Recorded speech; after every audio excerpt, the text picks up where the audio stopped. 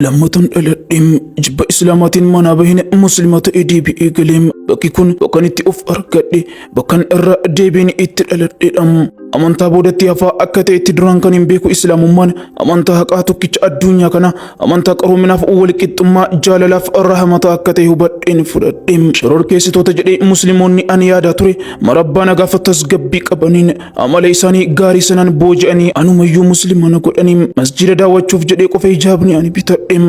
Irra jaallatamaa uffata ani yeroo mara uffadhu naaf ta'eem. Ani kaleessa taatuu fiilmii hojjettu har'a garuu islaama kan tajaajiltudha. Oh my god, this is so amazing. This is what it was like when I heard the Azan for the first time.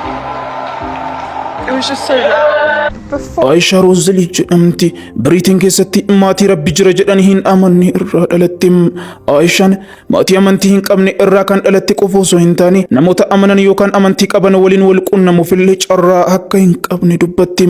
Aisha Rozali turtii dhaabbata oduu biyya Turkiyyee Anadolu Agency waliin taasisteen seenaa jireenya isii imala gara islaamummaatti taasiste akka kanaan seenessiti. And when she told me, don't go, it's a Muslim country, I was like, I had to present myself. And now I'm Muslim, alhamdulillah, and that's the highlight of my life.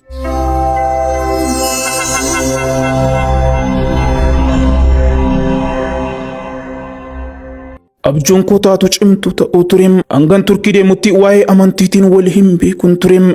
Musliima ta'uu koo dura amantii tokkollee hin beeku hin qabus ta'ullee akka maatii kooti waaqni hin jiru jedhee guutummaan guututti hin amanu.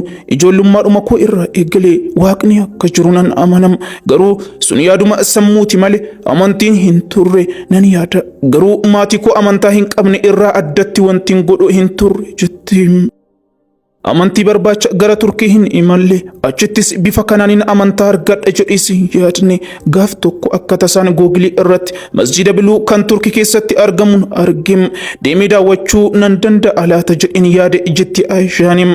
Garuu jetti Aishaan Istaanbulitti kan argamu masjida biluu yookaan masjida Sultaan Ahmed daawwachuuf hawwii qabaadhullee waa'ee musliimotaa ilaalchise yaada gaarii ta'e qabaachuu dhabuun koo sodaaf shakkina keessatti uumiram.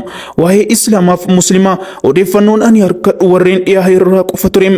Miidiyaaleen isaanii kitaabonni isaan waa'ee amantichaa irratti kataban islaamummaa amantaa boodatti hafa amantaa mirga namaa hin eegne musliimoota ammoo shororkeessitoota kan fakkeessu waan ta'eef walumaa galatti yeroo sitti waa'ee islaamaaf musliimaa yaada gaarii hin qabu nan sodaadha ture jetti.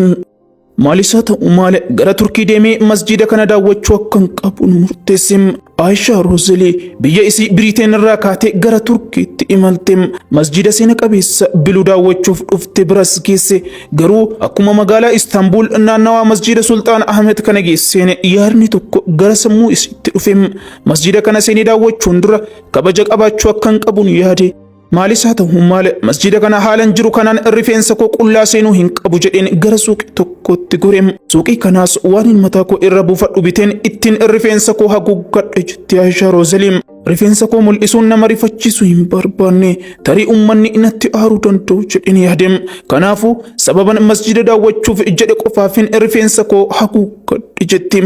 Suuqicha keessatti hijaabaan alatti uffannaaf kitaabilee akkasumas wantoota islaama irratti xiyyeeffatan biroo hedduu argeeram. Garuu maalummaan isaanii hagas maranaaf hin galle. Wayyaadhuman ittiin rifeensa koo haguuggadhu malee isaan kaaniif xiyyeeffannoo hin kenninem. Amma rifeensa koo haguuggadheera gara masjidan daawwachuuf Biriteen irraa kahee dhufeettiin adeemem. Oliin seene asii fi achi keessa deddeemeen waanuma hunda daawwachuu eegaleem. Ergan masjidicha seenee amma sa'aatii tokko gaheera. Keessa naanna'een waanuma mara ilaala baay'ee bareeda nagaa qabam. Keessoon masjidichaa nagaaf tasgabbiin guutamaadham. Anis tasuma waanin argaa jiru kana amanuu hin dandeenyem. Fuuldura kootii namoota baay'ee waliin salaataa jiraniin ilaalaa jira.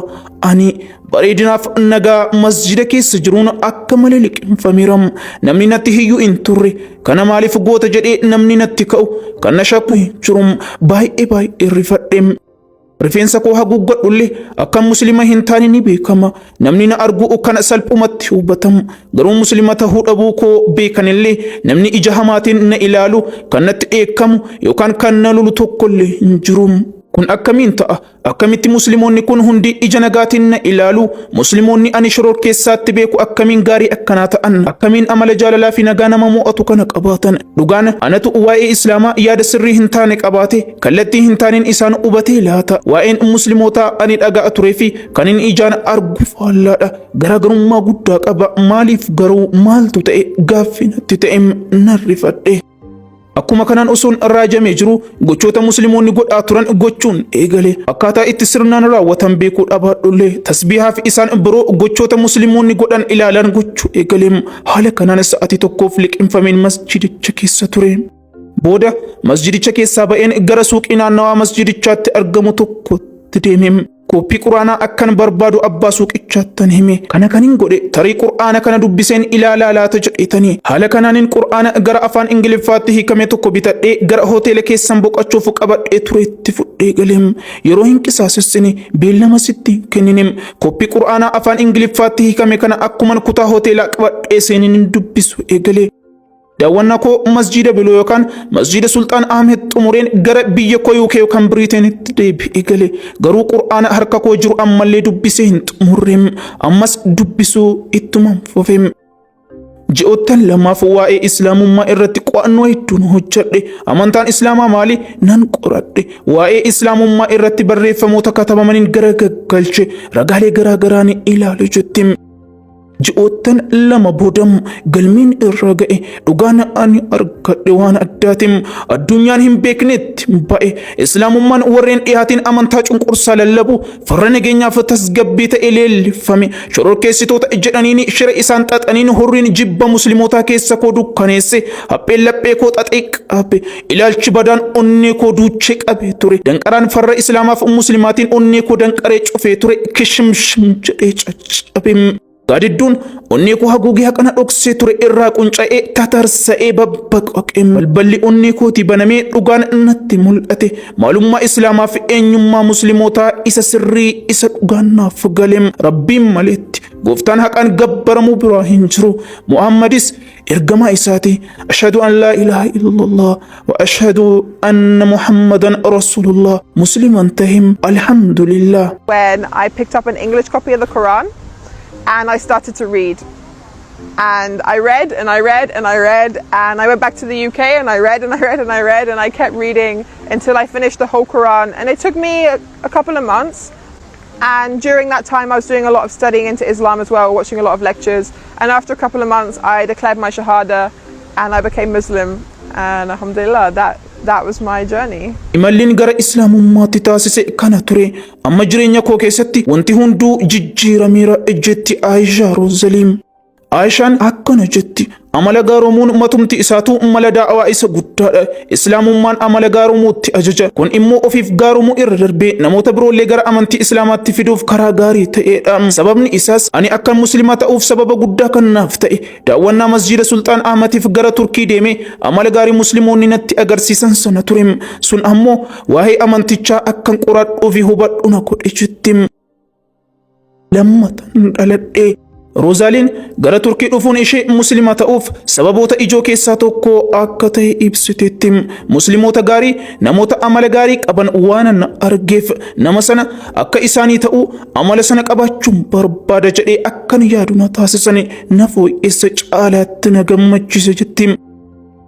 Rosaaliin waa'ee jireenya ishee osoo islaamummaa hin fudhatiniin dura yeroo dubbattu taatuu ta'uuf leenjii ishee dubbatte yeroo dheeraaf taatuu fiilmii cimtuu ta'uudha abjuun koo kan jettu Rosaaliin yeroo umuriin ishee waggaa 14 turetti leenji'ullee eegalte akka turte himti yeroo muraasaaf shaakalaas tureera dhaabbilee gurguddoo keessattis leenji'eera kanaaf jecha Ameerikaas jiraadheera akkaataan jireenya koo hawwiin koo guutuun sana ture sun abjuu koo waggoottan ture iskiriptii garaagaraas barreessaan ture Directing hojjedheera jetti Aisha Rosalim. Garuu erga islaamummaa fudhattee booda abjuu sana dhiistee islaama tajaajilu eegalte. Chaanaalii YouTube banuun hojiiwwan qabiyyee islaamaa irratti fuulleffatan hojjechuu eegalte. Namoonni gara amantii islaamaatti caalatti akka dhufan gargaaruun barbaadam. Toora YouTube koo irratti seenaa namoota gara islaamummaatti dhufanii hedduu maxxanseera. Islaamummaatti seenuun hangam jijjiiramuu akka ta'e, faayidaa akkamii ilmaan namaatiif akka qabu, haqa argachuu akka ta'e uummata barsiisuun barbaadam. Aayishaan irra deebiin gara Turkii imaltee magaalaa Istaanbul keessatti kan argamu masjida Sultaan Ahmed yookaan masjida Biluutti argamuun imala gara Islaamummaatti taasiste ilaalchisuun yeroo viidiyoo kana waraabdum bakka kanatti argamu baay'een jaalladha. Bakki kun bakka ani Islaamummaa itti argadheedha. Biyya Muslimaa jalqabaa ani dhaqeedha jettim.